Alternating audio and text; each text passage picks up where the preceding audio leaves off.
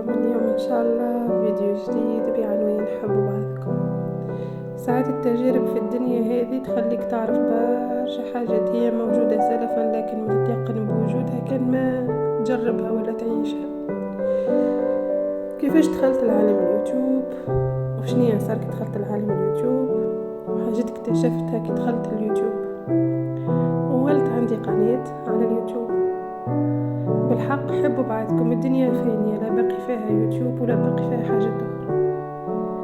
كانت فكرتي على اليوتيوب فكرة سطحية، لكن كيف توغلت فيه لحد الآن ثم شروط ثم حاجات ما نعرفهاش مانيش قلت خليني نتوكل على ربي، وإذا كان نجحت نتاع القناة وكل شيء ومشيت إن شاء الله علاش لا علاش ما نكملش فيها بإذن الله تعالى.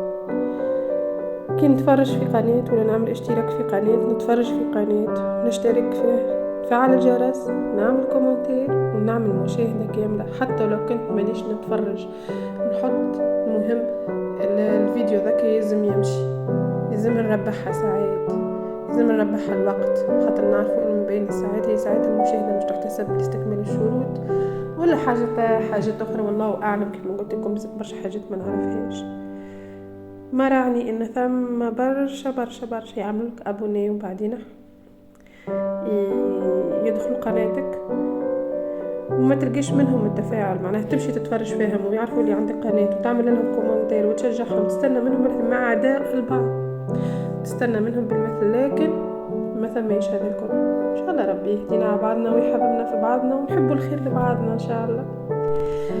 لهنا كيف ما تشوفوا اليوم ان شاء الله عندنا جولة هبط بكم لأكثر مكان معروف في المنطقة اللي نسكنوا فيها اللي هي تاع أثاث، مغازة أثاث. ركزت صورت لكم الحاجات اللي عجبوني في السيجور وفي الصالون. كي نقول لكم سيجور اكيد تفهموني معناها حاجة مش تاع كل يوم بإذن الله، والصالون اللي نخلوه طبيب هكا إذا كان غلطة صلحولي.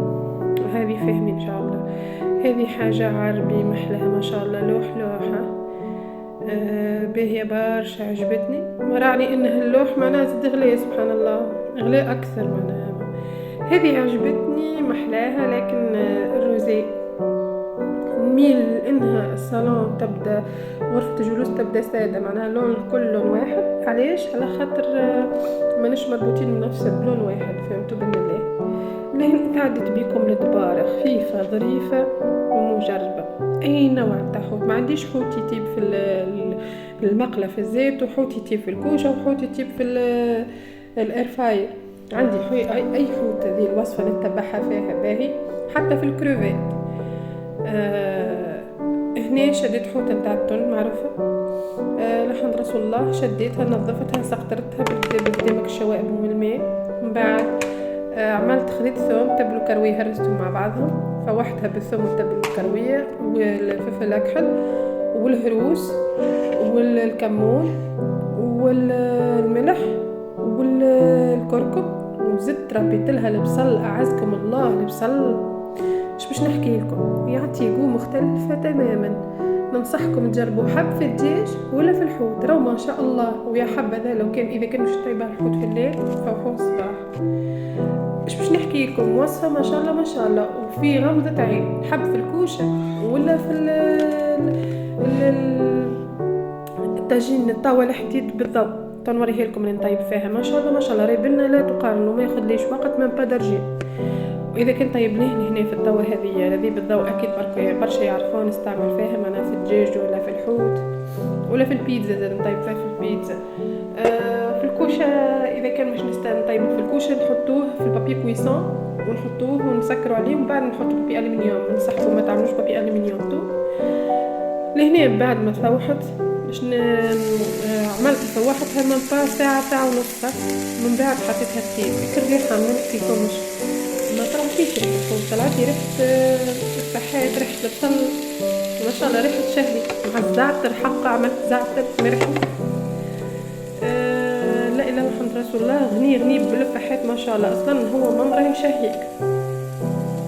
ما خدتليش برشا وقت، قلت لكم كيف ما حكيت لكم ما درجين ربع ساعه تهبط البلان تاعك، ما تهبط الحوت ولا الدجاج. ندهن الطبق تاع هذيك تاع الضوء بالزيت باش ما يلصقليش كي نجي نقلبها. نقلب الحوت ولا الطرنش تاع الدجاج. لا اله الا رسول الله، ما نكذبش عليكم، ما جربتش اللحم العلوش والبقري، ما جربتش فيه. جربت جيست الحوت ولا الدجاج ولا البيتزا. ما شاء الله ما شاء الله يطيب لي محلاها ومشوار فيسع فيسع، ربي يبارك. لا اله الا محمد رسول الله. وزاد نحكيكم على البنه وعلى المطعم، حاجه لا يعلى عليها. ما نحكيكمش على الريحه والفيحه في الدار، في الكوجينه عفوا. باهيه برشا، بنينه برشا، كيما قلت لكم حب في الكوشه ولا لهنا الكوش. ننصحكم انكم تسكروا عليها بالبابي كويسون ومن برا بابي الومنيوم، من هي يشد لكم المطعم تحافظوا عليه وتجيب لكم طبقه ريال الحوته، ما تجيكمش بزاف. ديما نحبذ نبعد على الزيت، ما نحبش الزيت، ما نحبش الحوت مقلي في الزيت، نحب هكا صحي وبالشفاء وبالعافيه.